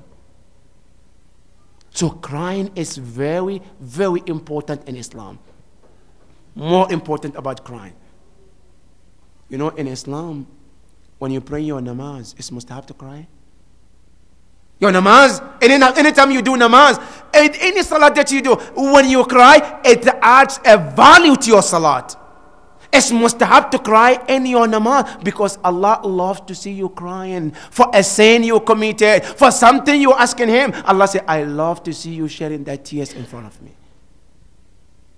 More than that, you know, in adab al-du'a, one of the best time Allah accepts your dua is when you are crying. Imam Jafar al-Sadiq alayhi salam said, he said, whenever you're making dua and you see yourself crying, he said, immediately put every need of yours in front of Allah, because that is the time Allah feels shy to say no to you. When you are shedding that tears for the fear of Allah, Allah said, I feel shy to say no to a person who cries for me. And you read in the Al-Kumail, right? وَسِلَاحُهُ Allahu Akbar. You know what the meaning of silah? A weapon. Silah in Arabic means weapon. That my weapon that I can only use in front of Allah. Meaning when I fight the enemies, it's the only thing. One thing is what? It's buka, crying. Irham man ra'su malihi al-raja wa silahuhu al-buka. That is the importance of crying. And if you see yourself, you cannot cry. You know what is coming from? When the heart becomes tough. So that is one way to express our grief about Azadari. Number two is beating chest.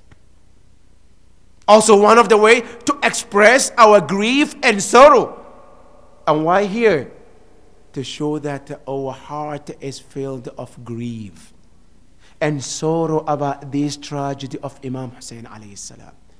Because trust me, brothers and sisters, no tragedy ever happened in the world or will ever happen like the tragedy of Imam Hussein. That is impossible. Wallah.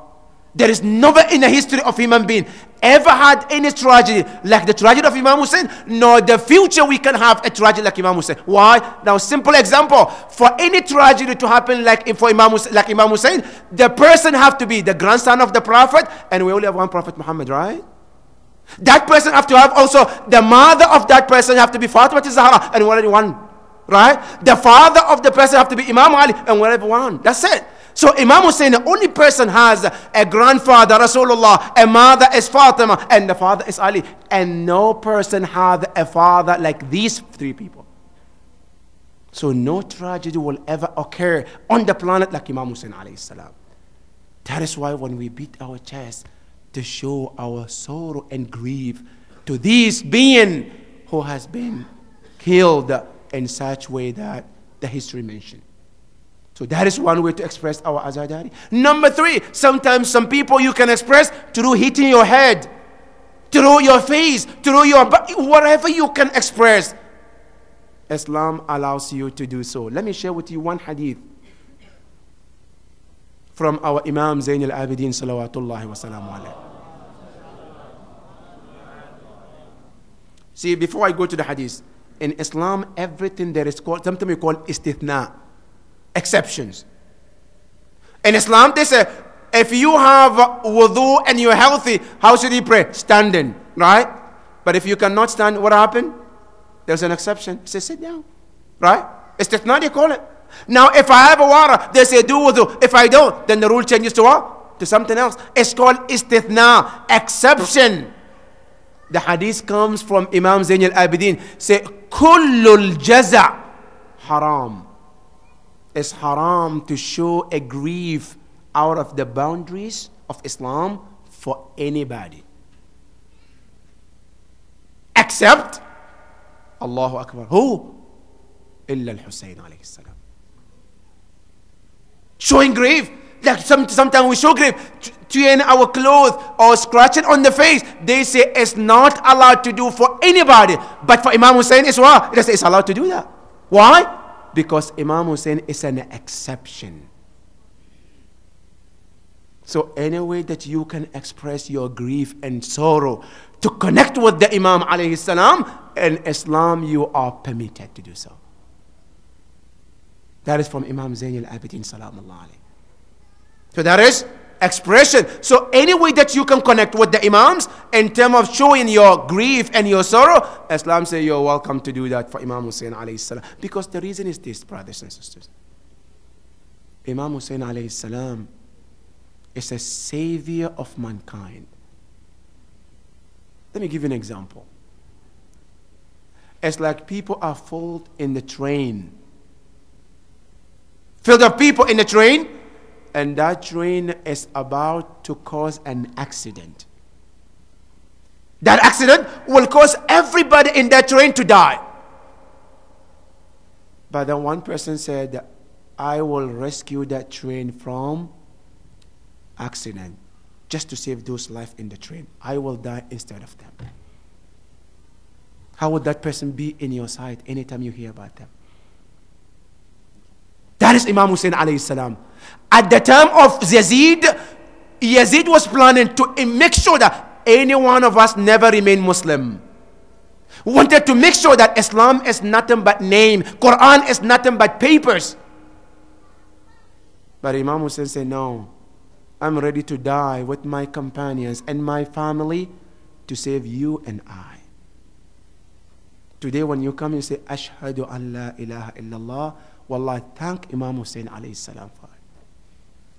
When you sit in your sajda or you do anything for Allah, remember to thank Allah subhanahu wa ta'ala for allowing Imam Hussein to do this, because he saves you and I. And anybody who saves you, whatever you do for that person, wallah, is a token of appreciation. That's a drop out of the ocean. That is number 4. Number 5, Ashur and Arba'in. Ashura is one of the important days in Islam. It's a day that the entire world, everything that exists, cried for Imam Hussein alayhi salam. Now, not only that, see, sometimes some people think this is exaggeration. And I'm going to give you homework, brothers and sisters. And I always going to mention that you go to Quran, because Quran is the source we have to go back to. I believe in Surah Fatir, Allah talks about Fir'aun, right? After Allah destroyed Fir'aun and his people, listen carefully to the ayah, what Allah is saying. Allah said, after we destroy them, فَمَا بَكَتَ عَلَيْهِمُ السَّمَاء وَمَا كَانُوا مُنذَرِينَ. Allah said, heavens did not cry for them. Why? Because he's a bad person. So kafir, Fir'aun. Now what does that mean? That means if a mu'min dies, the heaven cry for a mu'min, according to the Quran. Now if a person is an imam, what do you think it is? Huh? So when we say that the entire world cry for Imam Hussein, don't take that as exaggeration, as going over the top. No, Quran is saying that the heavens didn't cry for Fir'aun because he was not a good person. He wasn't a good person. Number two, read in the Quran, I believe in Surah Al-Saba, Allah was talking about Dawood alayhi salam. Allah said to Dawood, Ya Dawood, awwibi ma'ahu wa tayr wa allanna lahu al-hadid. Allah subhanahu wa ta'ala said to the entire creatures, and he mentioned mountains and the birds. He said, whatever you do in tasbih, make sure that it matches the Imam al-Zaman, which is Dawood at that time. Allahu Akbar. Meaning, do whatever the Imam of your time is doing. Good. If that is the case, if the Prophet was crying for Imam Hussein alayhi salam on the day he was born, what happened? Meaning the entire world is crying for Imam Hussein as well. Because anything the Prophet does, the entire world circle around the Prophet. He is crying, they cry for the cry of the Prophet sallallahu alaihi wasallam. So when we say that the entire world cried for Imam Hussein, it's not exaggeration, brothers and sisters. Everything cried for Imam Hussein alayhi salam. That is what is important. That is the importance of that day of Ashura. Number two, what did the Imam say about Ashura? كل يوم عاشوراء وكل أرض Karbala. How many times do we have Eid? Once a year. Jum'ah once a week, right? But the Karbala, Imam said, it's not once a year. It's every single day. كل يوم عاشوراء وكل أرض. Every single day we have to observe and commemorate the Ashura of Imam Hussein alayhi salam. This is one of the importance of that day of Ashura. Number two, أربعين. وما أدراك ما أربعين. أربعين, Allahu Akbar. But let me share with you about the importance of Arba'in. See, in everything that Allah creates, Allah chose certain things in everything He creates. Everything that you can think of. Number one, starting with us. Allah created all of us, but out of us He chose what? The Prophet. Out of the Prophet, He chose messengers. Out of the messengers, He chose Ulul Azm. Right? 5 chosen prophets. Out of the Ulul Azm, He chose Habibul Mustafa to be the best. That is among the people. Now you come among the days. Every day of the week, Allah created it, right? But then He chose Friday to be the best of the week, right? Good.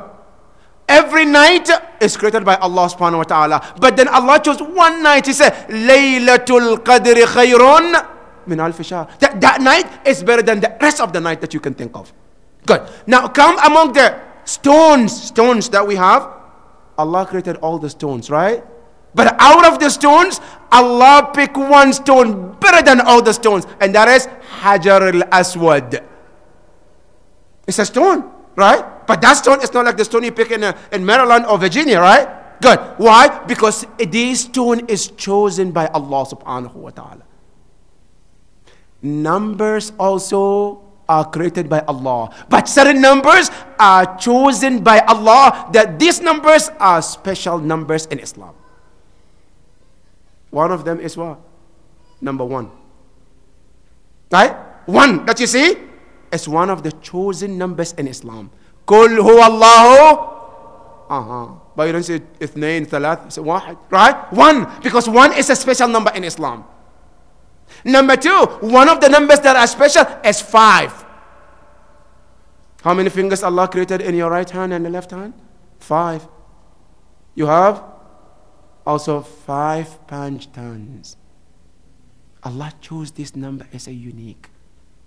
How many times do you pray a day? 5 times.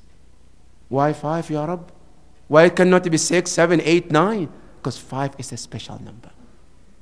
Another number that is special also is 10. That's why we have Ashura, Ashar, 10. Wal Fajr, Walayalin, Ashur, 10. Allah said in the Quran, 10 is very important in Islam. But you know the most important number more than that? Arba'in. Arba'in, Wallah, is one of the most important numbers. Number 1. Most of the Prophet in Islam, Allah didn't ask them to start their mission until they became 40 years. فَلَمَّا بَلَغَ 40 سَنَةً آتَيْنَاهُ حُكْمًا وَإِلْمًا. When they get 14, even our Prophet, he didn't start his mission until he became what? 40 years old.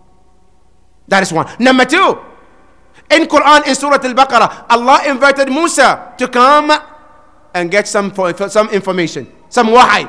The first time he went was 30 days. He got there after 30 days. Allah said, wait. You have to add another one. Another 10 days to make it how many days? Or 40 days. Allahu Akbar. Why 40, Ya Rab? That's 2. Number 3, Bani Israel, when Allah punished them, Allah said, يَتِيهُونَ فِي الْأَرْضِ 40 سَنَةً. When they refused to go with Prophet Musa alayhi salam, Allah made them, they were going back and forth for how many years? 40 years. Why 40 years, Ya Rabbal Alameen? Number 4, when a person that we have arba'in of mayyit. After 40 days, we sit down and talk. That is the importance of 40. But the arba'in of Imam Hussein is even on top of all of that. How? Imam alayhi salam mentioned, min alamat al-mu'min khamsa. One of the signs of mu'min is what? Is 5. One of them is what? Ziyaratu arba'in. The arba'in of Imam Hussein, you get to go there, the thawab is better than the day of Ashura. Can you imagine? That is why when you ever been on the day of arba'in of Imam Hussein alayhi salam, you will see that it's not comparable to the day of Ashura. Every corner that you go, you see people are willing to wash your feet with feet and keep that water. People are ready to massage your legs to earn some thawab. People are willing to feed you, to clothe you, to do everything they can, because this arba'in is a great day in the sight of Allah subhanahu wa ta'ala. Arba'in, brothers, is one of the most important day of Allah. Special arba'in of Imam Hussein alayhi salam. So let us understand the importance of arba'in. Arba'in is not like any other arba'in. Arba'in of Imam Hussein is wonderful and is also one of the most important day in Islam. And some of the hadith said on the day of arba'in is the day that Allah forgives most of his servants. Arba'in of Imam Hussein alayhi salam. And especially those who get to be in the Karbala. In Karbala, if you are there, they say you're granted forgiveness. Granted. And it's one of the signs of mu'min if you get to go to visit that shrine of Imam Hussein on the day of Arba'in.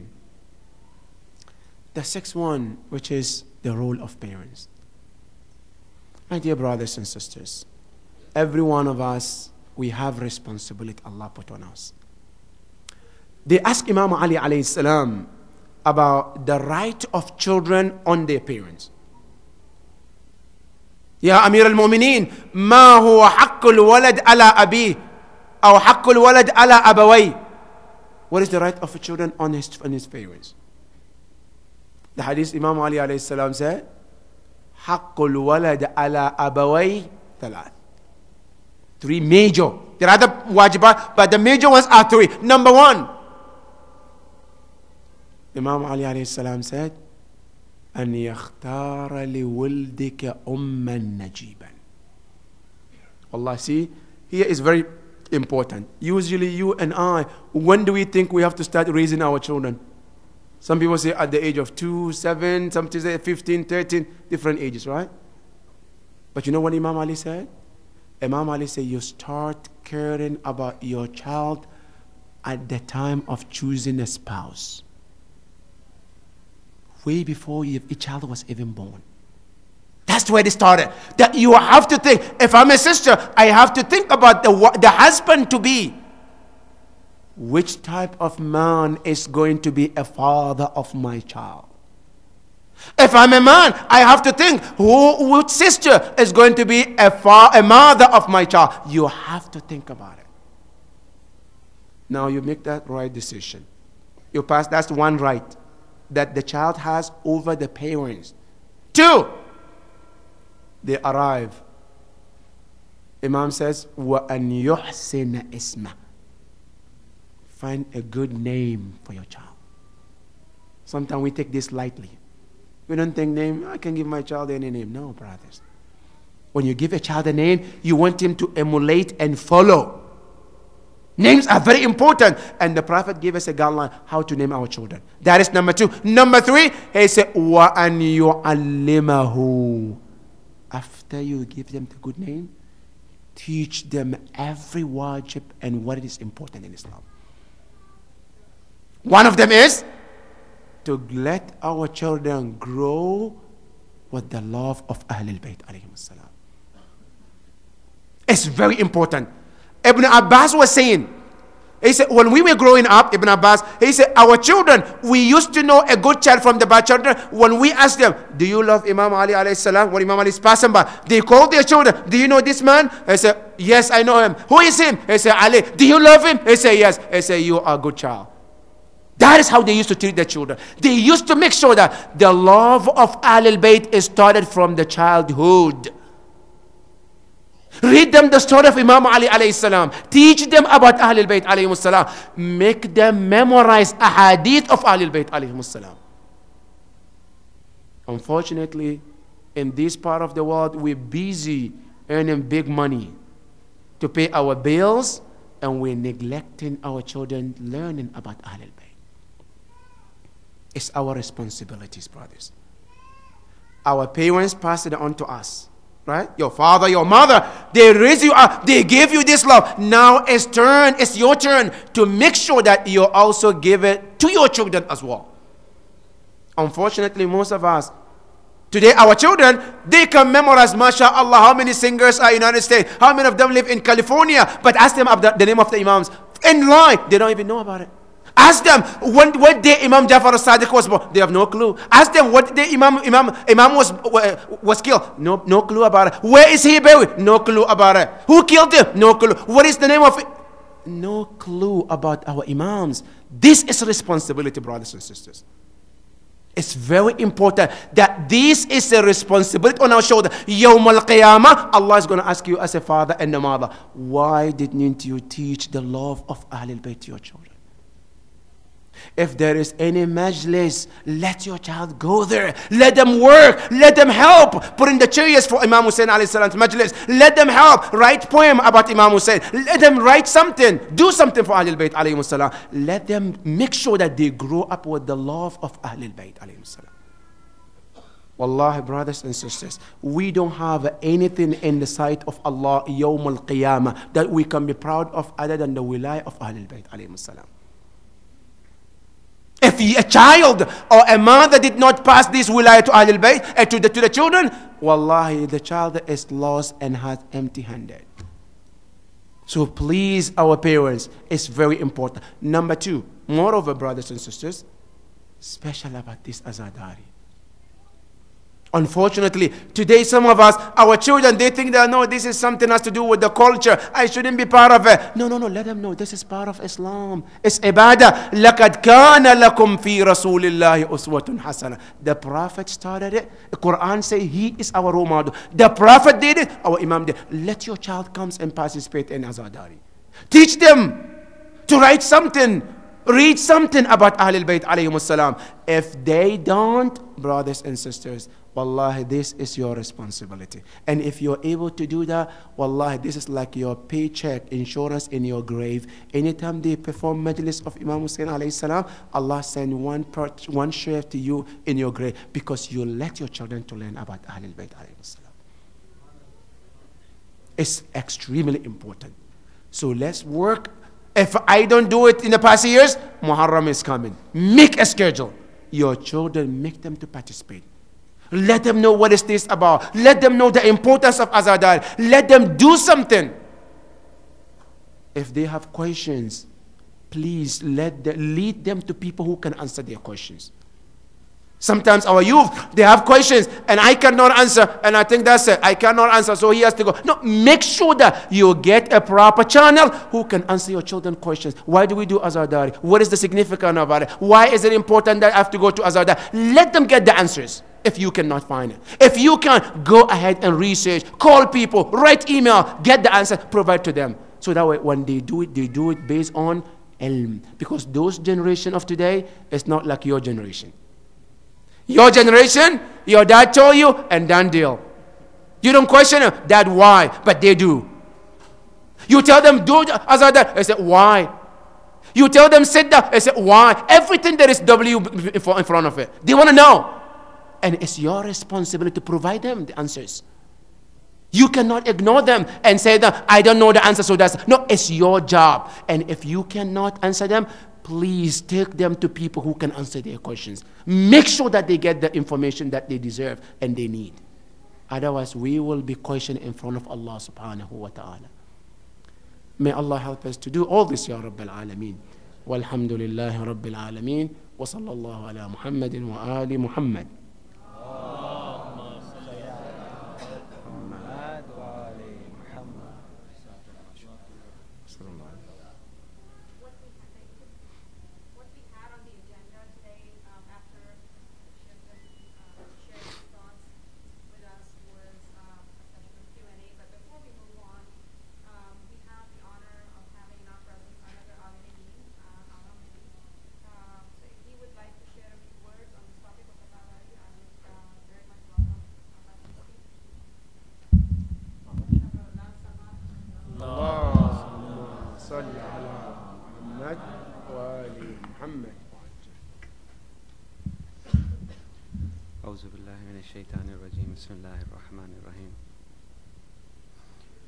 I begin in the name of Allah, the most beneficent and most merciful. It was very impromptu, so I'll just get to some of the things that I feel they are very close to my heart. As I was also preparing for the Muharram to arrive, being tasked with a very important responsibility of passing on the message, and listening to some of my teachers. One of my teacher was mentioning how you should do Azadari, and it had a very profound effect on me listening to him, and I hope we all can practice when I share it with you. Although I have seen this growing up, and a lot of us have seen the kind of preparations that we did, especially back home. When Muharram would come, we would paint our house, and the Ashur Khana would be made ready, and the furniture would move out from the home, because now we are going to make this a Farshe Azah. And we are making all this preparation for the coming of the month of Muharram. And then we would also, when the Muharram would leave us, we would be very sad, and we would depart Muharram with a lot of sorrow in our hearts. And my teacher was saying that when Muharram comes, what you need to do to especially, I mean, all those aspects that the brother has mentioned are very, very important. Even in our ibadat, we find ourselves doing things which have a physical manifestation of what we are doing. And unless and until we do that, our ibadat is not accepted, whether it is salat or whether it is hajj or whether it is the other ibadat. So they all have a zahir, they have a physical outlook to it. Once you have that done, it has to be done with the spirit of attaining the inward experience or the batin of that ibadah. So likewise, all those lawazimat or all those preparations are absolutely necessary for us to prepare this coming of the month of Muharram. But at the same time, as my teacher was mentioning, he was saying that when Muharram comes, instead of thinking that Muharram is coming and I'm going to go and listen to so-and-so speaker and I'm going to prepare food, we have all our plans laid out. Don't think about this. Instead of this, think that you are inviting Imam Hussein into your hearts. And these 10 days, as in Shahrullah, we are the guest of Allah subhanahu wa ta'ala. Imam Hussein is our guest. He is living and breathing with us. When we come to the majlis, if we could have this sense of consciousness that we are in Karbala, we ourselves are in Karbala, and as the days passes by and as the speaker narrates to you what is happening, we only do not say this regretfully, "Oh Imam, we wished we were with you so that we were also successful." We actually go into Karbala. We can make Karbala in our hearts and we travel into Karbala. It should be a state of mind that you should not leave while these 10 days you are, experiencing and commemorating the martyrdom of Imam Hussein. And if that is done with the ikhlas, with sincerity, he says that there is no way that your life is not going to transform. Your life is going to immensely change. If you truly experienced the coming of Imam Hussein, don't we all believe that Hazrat Zahra comes in the majalis? But if we could actually, translate that from the land of our intellect to our hearts, do you think we will dare speak in front of Hazrat Zahra? Could we even dare doing that? Could we be talking and backbiting and discussing things that have completely, doesn't make any sense, trying to beat each other in showing how knowledgeable we are in the stock market, how knowledgeable we are in the industry, what's going on? This is not the place. You have come here to do azadari. And if you are in the ma'iyyat, in the company of Sayyidul Shuhada, it has to completely transform your life. And if we do that, then we have truly done justice to be called the Shias of Imam Hussein. Then we have the right to say, "Oh Imam, we wished we were in your company." And to get that, that inspiration, we again have to ask Allah subhanahu wa ta'ala. And we need to seek Allah's help. Because to get that sense of purification, there has to be lots and lots of effort. It doesn't come for free. You had nothing else to do, your work is done, you go to the center, there is free food, and you just come and you just sit. It's not going to happen. You have to prepare yourself, like the brother was mentioning. When you get out of your home, you have to have that state of mind taking you to Karbala. If we can take ourselves to Karbala, there is no way that Imam Hussein would completely transform a person like Hur and would leave us. And for that matter, our present Imam would abandon us if we are doing truly the azadari with the spirit that is due to the azadari of Imam Hussein. And inshallah, we definitely need to ask Allah subhanahu wa ta'ala. And one last point that comes to my mind is also that I had heard, and it really touches my heart, is the difference between the holy month of Ramadan and Muharram, how it is different. In the holy month of Ramadan, Allah subhanahu wa ta'ala says that you are my guests. The doors of mercy of Allah subhanahu wa ta'ala are opened, and His blessings are being showered immensely the moment we enter into the holy month of Ramadan. Our fasting, our sleep, our day, our night, everything is counted as the blessing. But Allah subhanahu wa ta'ala says in Quran, لَعَلَّكُمْ تَتَّقُونَ كُتِبَ عَلَيْكُمُ الصِّيَامُ كَمَا كُتِبَ عَلَى الَّذِينَ مِنْ قَبْلِكُمْ لَعَلَّكُمْ تَتَّقُونَ. Fasting has been prescribed to you as it has been prescribed to those who were before you, so that you become God-wary.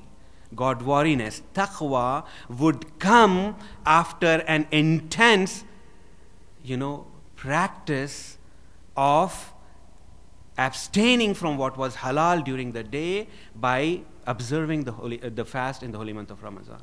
And then Allah subhanahu wa ta'ala is saying, as a result of that, I am going to make you God-wary.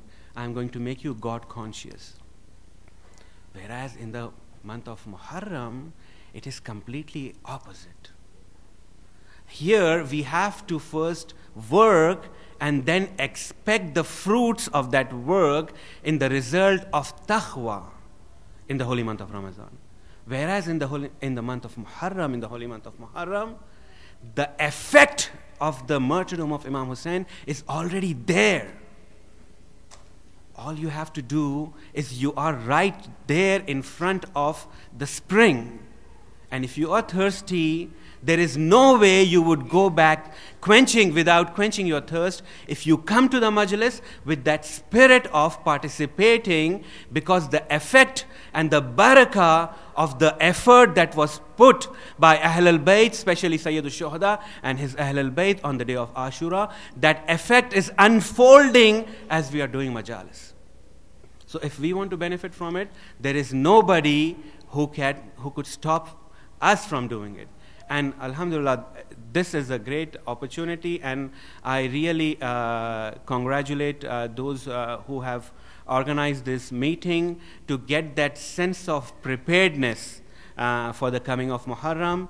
And I hope that would gear you towards more ikhlas, so that you could practice these majalis as a form of getting closer to Allah subhanahu wa ta'ala, and it's going to be a different Muharram for you from the one that you have left. The last thing I want to point out to you is, from the heart of a moment, Imam Hussein never leaves. When I was in the Islamic Republic of Iran, people used to ask, we begin Muharram and there is a day of Eid, and then we end Muharram, and then we go about our lives. But in the holy city of Qom, I have seen immense preparations for the coming of Muharram, but I have never seen Muharram leaving. So Imam Hussein is not leaving. We are not going to let Imam Hussein go out of our lives. So if your Muharram was a true Muharram, like the brother was mentioning, the Imam cries day in and day out, that Muharram should continue. There should be dawam and continuity in your experience from Muharram. It should be manifested in your actions, in your adab, in your etiquette. And if it's not done, then it would just reduce itself to a mere ritual. And like it has been emphasized, it is not a ritual, it is part of our deen. I hope Allah subhanahu wa ta'ala would truly accept all our ibadat and inspire us to be the true followers of Imam Hussein and Ansar of the Imam of our time. Please say loud salawat.